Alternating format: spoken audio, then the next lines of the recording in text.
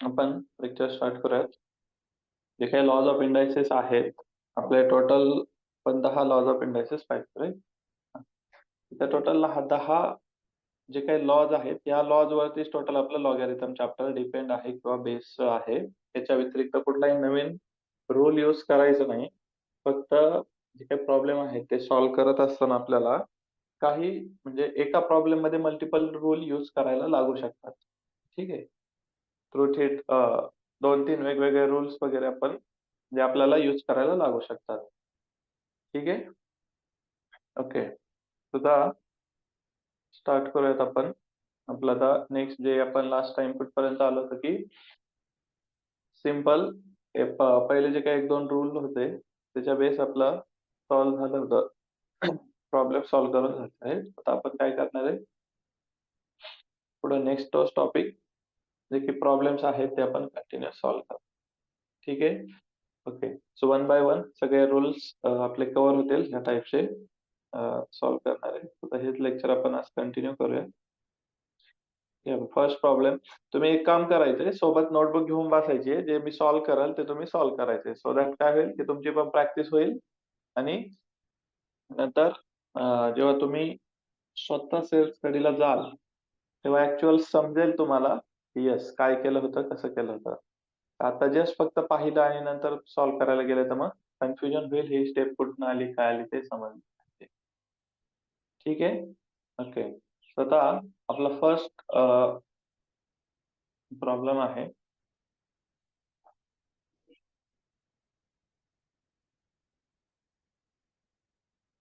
थोडासा हा ठीक आहे, हा वाला प्रॉब्लेम घ्या. काय आहे आपला 2 log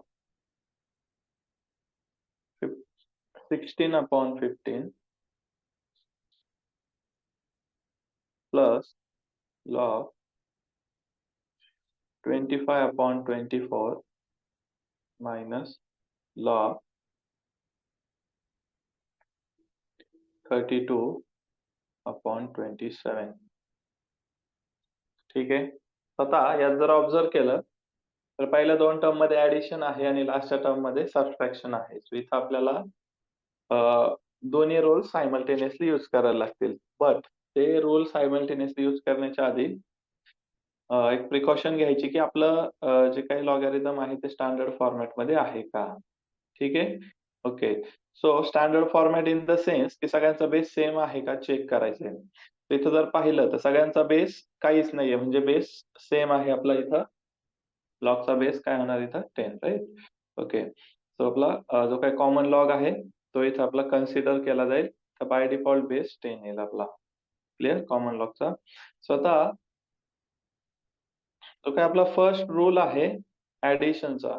ठीक आहे. काय log to the base a of m plus log to the base a of n हे दोघांची ऍडिशन असेल तर आपण काय करतो log m n to the base a. So इथं जर ऑब्झर्व केलं तर ह्या दोघांच्या मल्टिप्लायला कुठला नंबर आहे का, नाहीये, राईट? ह्या दोघांच्या मल्टिप्लायला कुठला नंबर आहे का, नाहीये. बट आपला जो काही प्रॉब्लेम आलाय ह्या प्रॉब्लेम मध्ये जी काही फर्स्ट टर्म आली आहे इथं 2 इंटू लॉग 16/15 आलाय, म्हणजे तिथे एका नंबरने मल्टिप्लाय आलाय. तर तो नंबर आपल्याला काय करायचा आहे, रिमूव्ह करायचा आहे किंवा त्याला ऍडजस्टमेंट करायची. ती जी काय ऍडजस्टमेंट आहे ती आपण करणार आहे, कुठल्या रूलने ऍडजस्ट करणार आहे, तर आपला एम रेस टू एन वाला रूल. ठीक आहे.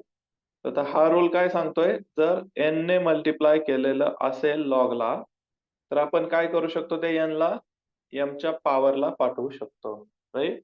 चला करूयात मग आपल्या फर्स्ट केस मध्ये तसंच. कुठे गेलं, हा. सो इथं काय होईल आपलं मग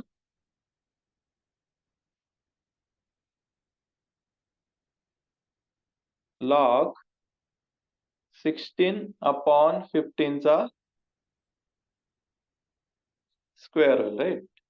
प्लस मग हे आपलं log 25/24 as it is minus log 32/27 again as it is. आता जर एक गोष्ट ऑब्झर्व केली तर प्रत्येक लॉगला याला पुढे कशाने मल्टिप्लाय आहे का नाहीये, याला पण कशाने मल्टिप्लाय आहे का नाहीये, याला पण कशाने मल्टिप्लाय आहे का नाहीये. मग आपण आपले आणि बेस पण सगळ्यांचा सेमच आहे बरोबर. काय दिलेलं नाही म्हणजे इथं आपला बेस कॉमन लॉगचा 10 असणार आहे. सो इथं आपण डायरेक्ट आपले ऍडिशन आणि सबट्रॅक्शनचे रूल यूज करू. सो आपण फर्स्ट काय करतो, कुठल्याही दोन टर्म कन्सिडर करूयात. सो आपण ह्या पहिल्या दोन टर्म कन्सिडर करूयात. ठीक आहे. हा. सो आता मग log m to the base a plus log n to the base a. Okay. ठीक आहे. सो मध्ये थोडासा टेक्निकल ग्लिचमुळे स्क्रीन बंद झाली होती. आवाज पण गेला आय थिंक. ठीक आहे. ओके. आता आवाज येतोय? चॅट बॉक्स मध्ये सांगा yes or no. Noise is clear? Okay. ठीक आहे. आपण आता परत कंटिन्यू करूया. ठीक आहे. हा. कुठपर्यंत आलो होतो आपण, की कुठलाही नंबर साईडला मल्टिप्लाय नकोय आपल्याला. जसं की इथं 2 ने मल्टिप्लाय होतो लॉगला. आपण काय केलं त्याला इंडायसेसचा नाही, log m raise to n वाला हा वाला फॉर्म्युला वापरला आपण. Log m raise to n to the base a is equal to n log m to the base a, right. हा वाला आपण फॉर्म्युला यूज केला. सो आता तो अप्लाय केल्यानंतर पाहिलं की लॉगला कशाने मल्टिप्लाय नाहीये. सो आपण आपला ऍडिशन सबट्रॅक्शन वाले रोल यूज करू शकतो, राईट. हा. मग इथं काय येईल बरं, लॉग 16/15 चा स्क्वेअर इंटू 25/24 आणि मध्ये काय राहिलं मायनस लॉग 32/27, बरोबर. लॉग 32/27. तर आता वाटलं तर आपण याचे स्क्वेअर करून घेऊयात. 16 चा स्क्वेअर किती येतो बरं? तो येतो 256. 256. हा. डिवायडेड बाय 15 चा 225 into 25 as it is divided by 24 as it is minus log 32/27. ठीक आहे. सो आता दोन नंबरचं आता हे सॉल्व्ह करण्यापेक्षा पुढे जर गेलं तर ते कॅन्सल आउट होतंय. त्यामुळे मी हे मल्टिप्लिकेशन लगेच इथं सॉल्व्ह करून घेत नाही. ठीक आहे. हा. तर आता log m minus log n म्हणजे काय होतं आपलं, log m upon n, right. So आता एम ची व्हॅल्यू आहे total 256 divided by 25 260 by multiply by 25 divided by 225 into 24 आणि याला होल डिवाइड राहणार आहे आपला 32/27, बरोबर. चौघा नंबरला काय झालं आपलं डिवाइड झालं. आता इथे याला काय करायचंय, डिवाइड करतो म्हणजे त्याच्या रेसिप्रोकलने मल्टिप्लाय होईल. म्हणजे कसं की 256 into 25 divided by 225 into 24 into आता जो काही डिनॉमिनेटरचा 32/27 आहे तो डिवाइडला आहे. त्याचा रेसिप्रोकल घेतला तर 27/32 ने इथं आपलं मल्टिप्लाय. ठीक आहे. 27/32 ने इथं आपलं मल्टिप्लाय होईल आणि मग याची जर डिव्हिजन केली आपण तर 25 ने याला डिवाइड करू शकतो आपण. कशाला? याला. 25 8 जा आणि म्हणजे 9चं 9 ने याला डिवाइड होईल, राईट. अगेन 9 3 जा 27 अगेन 24 ने 1 याला डिवाइड येते. काय 1. आन्सर 1. ओव्हरऑल जर सगळं जर हे पाहिजे 1 इथं 8 3 जा 24 देन पण याला अगेन 8 ने जर डिवाइड केलं 8 3 24 अजून 16 32 1 जा 32 म्हणजे सगळं कॅन्सल होतंय. इथं काय शिल्लक राहतंय फक्त 1 मध्ये 1 शिल्लक राहतंय. ठीक आहे. ओके. सो मी आता हे परत राईट डाउन करतो. 256 into 25 divided by 225 into 24 into 27 divided by 32. So हे काय येणार आहे, लॉग 1 येणार आहे आणि याचा आन्सर काय असेल कोण सांगेल का मला? प्रॉपर्टी 0. पाहिलं का? लॉग 1 चा आन्सर काय येतं डायरेक्ट 0. सो आपलं जे काही प्रॉब्लेम होता. हां. One more thing. प्रॉब्लेम जेव्हा काय आपण राईट करतो ना, तेव्हा स्टार्टिंग पहा. म्हणजे जो काही तुम्ही ज्या स्टेपला जो रूल यूज कराल, तो पुढे मेन्शन करायचा. तर तुम्हाला मार्क्स मिळतील. लास्ट टाईम पण मी सांगितलं होतं. कारण प्रत्येक जे काही मार्क्स आहेत तुमचे, ते सगळे स्टेप बाय स्टेप डिव्हाईड केलेले असतात. लक्षात ठेवा. क्लिअर? ओके. सो जेव्हा काही तुमचं फायनल आन्सर येईल ना, फायनल आन्सर ऑल्वेज तुमचं ह्या फॉर्मॅटमध्ये असलं पाहिजे, की जो काही तुमचा प्रॉब्लेम आहे तो आणि त्याला सिम्प्लिफाय केल्यानंतर जे काही आन्सर येईल ते. म्हणजे इथं काय आपला 2 log 16/15 plus log 25 divided by 24 minus log 32/27 is equal to काय आलंय? 0. वाटलंच तर याला ब्रॅकेट करा. हे असणारे फायनल आन्सर. ह्या स्टेपला 1 किंवा अर्धा मार्क्स असतो तुम्हाला. फक्त इतकं लिहायला. बरेच जण इथंच मिस्टेक करतात आणि जे आउट ऑफ मार्क्सच्या जवळ जातात त्यांचा 1-2 मार्क्स तिथं गायब होऊन जातात. लक्षात घ्या. ठीक आहे? ओके. कारण होतं काय, की एक्झामिनर कधी पण लक्षात घ्या तुमचा पेपर चेक करत असताना आधी आन्सर चेक करतो. तुमचं जर आन्सर बरोबर आहे, मग तो स्टेप चेक करत जातो. मग जर सगळ्या स्टेप्स पण बरोबर असतील तर फुल मार्क्स मिळतात. जर आन्सर बरोबर आहे, बट स्टेप चुकलेल्या आहेत, तर मग तुम्हाला ऑब्व्हियसली तिथं 0 मार्क्स किंवा ज्या काही बरोबर स्टेप्स असतील त्याच्या अकॉर्डिंगली मार्क्स मिळतात. ठीक आहे? ओके.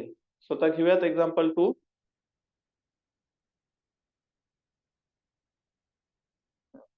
एक्झाम्पल 2 आहे log 9/14 minus log 15/16 plus log 35/24. हे असे प्रॉब्लेम एक्झामला येतात तुम्हाला 4 मार्क्सला किंवा 2 मार्क्सला. सिंपल असेल तर 2 मार्क्स, डिफिकल्ट असेल 4 मार्क्स येतात. ठीक आहे? ओके. स्वतः सिंपल आहे. आपण काय करणार? कुठल्याही 2 टर्म कन्सिडर करा. आता आपण फर्स्ट 2 कन्सिडर करूया. ठीक आहे? सो काय आलं बरं, फर्स्ट 2 कन्सिडर केला तर कुठला रूल अप्लाय होईल आपला? डिव्हिजनचा. जे काय होईल ना, log 19/14 डिव्हायडेड बाय 15/16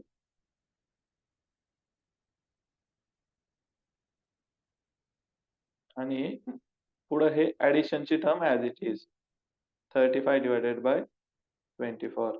तर इथं मेन्शन करत चालायचं. इथं कुठला रूल यूज केला आपण? log m to the base a plus log आधी आपण मायनस वाला यूज केलाय ना? हां, minus log n to the base a is equal to log m upon n to the base a. हा रूल यूज केला. कारण त्याने काय होतं, तुमचे मार्क्स कुठे जाणार नाही. तर इथं डिव्हाइड आहे. तुम्ही त्याच्या रेसिप्रोकलने मल्टिप्लाय करतो. 9/14 इंटू इथं काय होईल आता 16 वरती जाईल. 16/15 ने मल्टिप्लाय होईल. मध्ये प्लसचं साइन 35/24 ॲज इट इज. आता 2 लॉगचे ॲडिशन आहे. काय करणार आपण? ॲडिशन मल्टिप्लिकेशन वाला रूल. म्हणजे काय होईल हा? 9/14 इंटू 16/15 इंटू 35/24. अगेन इथं कुठला रूल यूज केला आपण? Since log m to the base a plus log n to the base a is equal to log m into n to the base a. हे law लिहित चालायचे, कारण obviously एक्झामला त्याला marks असतात. ठीक आहे? सो मग आता इथं आपण पाहूयात काय काय कुठं काय काय कॅन्सल होतंय ते. याचं पण 1च आन्सर. डिव्हिजन केली तर 1 येतंय. चला आपण एकदा चेक करूयात तरी पण. 0. 3 त्रिक 9, 3 15. बरोबर? हां. तर त्या 5 ने इथं केलं तर 7 35. 7 दुने 14. ठीक आहे? हां. इथं आपला 1 मिनिट, 5 7 35, 7 दुने 14. खाली किती उरलंय? 48 उरलंय. 1 मिनिट काहीतरी येतंय. इथं किती होता? 9 तर 14 तर 15 तर 35. ठीक आहे? हां. 5 त्रिक 15, 5 7 35, 3 1 3, 3 त्रिक 9 आणि 7 दुने 14, 7 1 7. हां, हे 2 8. 8 त्रिक 24, 24 ला 24 गेले, उरला 1. करेक्ट. तो आन्सर काय यायला पाहिजे आपलं? 1 येतंय. हे सगळं कॅन्सल झालं तर काय शिल्लक राहिलं? log 1 आणि log 1 ची व्हॅल्यू काय आपली? 0. तर फायनल स्टेप, फायनल आन्सर काय लिहिणार आपण? Log 9/16 minus log 15/16 plus log 35/24 equal to 0. त्याला ब्रॅकेट करत चला. ठीक आहे, बिकॉज एक्झामिनर आहे तर तुम्हाला म्हणजे त्या स्टेप. ठीक आहे. सो होप सो फर्स्ट जे काही 2 रूल असतील त्याच्या बेस जे काही प्रॉब्लेम आहेत ते सर्वांना समजले असतील. ठीक आहे, ओके. सो आपण आता थोडेसे दुसऱ्या रूलकडे शिफ्ट होऊयात. ठीक आहे. स्वतः एक्झामला ह्या टाइपचे पण प्रॉब्लेम असतात की for example find the value of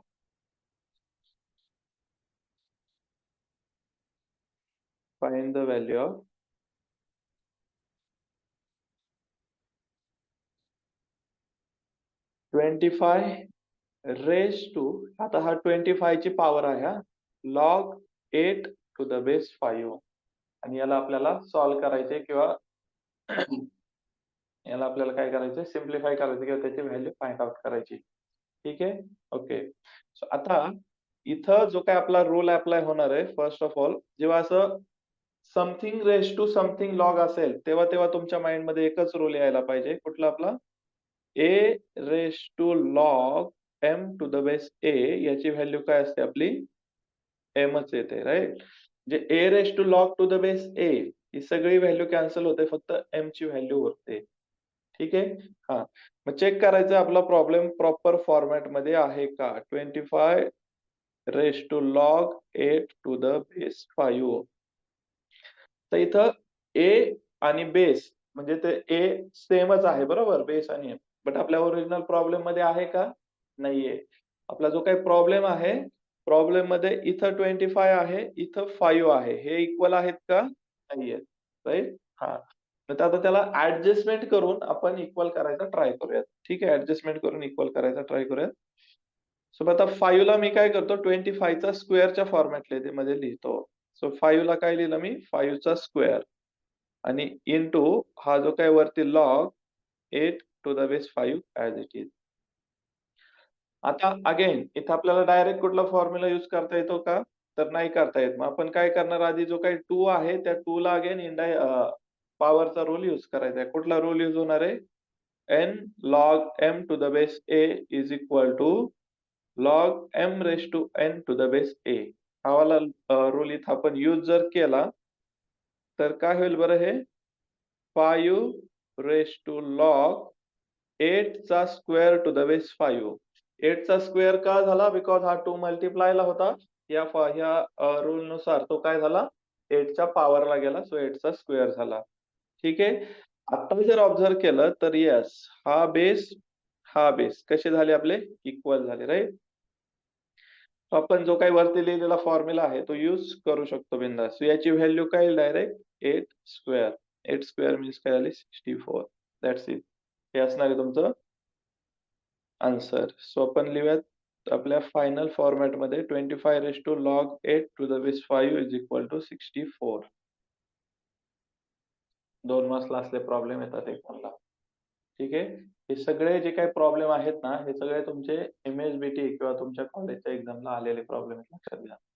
जे काही आपण युनिट टेस्ट आपल्या तुमच्या ज्या काही क्लासमध्ये वीकली टेस्ट होतील किंवा काय, तर जे काही प्रॉब्लेम आपण एक्झाम साठी टाकतो तुमच्या प्रॅक्टिससाठी, ते सगळे प्रिव्हियस इयरचे क्वेश्चन असतात आणि डिप्लोमाची एक खासियत सांगतो तुम्हाला की प्रिव्हियस इयरचे क्वेश्चन्स रिपीट होतात डिप्लोमामध्ये. ठीक आहे. म्हणजे तुम्ही जर प्रिव्हियस इयरचे क्वेश्चन्स प्रॉपर करून गेलात किंवा इथं आपल्या टेस्ट म्हणजे आमचं मुलांना सांगणं असतं, जे काही तुम्हाला test start to end test होतील त्याचे क्वेश्चन पेपर्स कलेक्ट करून ठेवा. तितकेच क्वेश्चन फायनल एक्झामला करा. त्याच्या बाहेरचा एक सुद्धा क्वेश्चन येत नाही, ही गॅरंटी के साथ सांगतो. का माहितीये का? कारण तो एक पॅटर्न आहे किंवा ते रिपिटेशन होत असतात. ठीक आहे, असं आता दुसरा प्रॉब्लेम पाहूयात सेम टाईपचा. ठीक आहे, हा दुसरा problem 32 raise to log 5 to the base 2. Again इथं ए ची व्हॅल्यू आणि बेसची व्हॅल्यू सेम नाहीये, बरोबर? आपल्याला काय करावं लागेल? ॲडजस्टमेंट करायला लागणार आहे. तर इथं जर पाहिलं 2 आहे. सो आपल्याला 32 ला 2 च्या फॉर्मॅटमध्ये कन्व्हर्ट करायचंय. राइट? 32 ला 2 च्या फॉर्मॅटमध्ये कन्व्हर्ट करायचंय. सांगा 32 इक्वल टू कितवी पॉवर येते बरं 2 ची? सांगता येईल आपल्याला? 2 इंटू 2 4 इंटू 2 8 इंटू 2 16 इंटू 2 32 म्हणजे किती? 1, 2, 3, 4, 5. 2 ची 5वी पॉवर. बरोबर? सो 32 ला काय करूयात आपण मग? 2⁵ च्या फॉर्ममध्ये लिहिलं आणि वरती हा log 5 to the base 2 as it is. ठीक आहे? हां. सो आता इथं आपण कुठला रूल यूज करणार बरं? इथं नोट डाउन करूया साइडला लगेच. m log n to the base a is equal to log n raised to m to the base a. तर त्या रूलनुसार काय होईल हा? 5 गेला 5 च्या पॉवरला. So 2 log 5⁵ to the base 2. 2⁵. आता इथं जर ऑब्झर्व्ह केलं तर ही व्हॅल्यू आणि ही व्हॅल्यू दोघं कसे झाले? सेम झाले. राइट? याचं जे काही आपलं आन्सर असणार आहे, हे काय फक्त शिल्लक राहिलं 5⁵. आणि 5⁵ किती येतं बरं? येस? 25. 5⁵ किती येतं? 25 नाही येणार. 5 चा स्क्वेअर 25 येतो. 5 चा क्यूब 125 येतो. देन 5⁴ 3125. हां. 5⁴ 3125. 3125 येतं का? ओके. 3125 याला क्रॉस व्हेरिफाय करा. ठीक आहे? करेक्ट आहे का? कळलंय?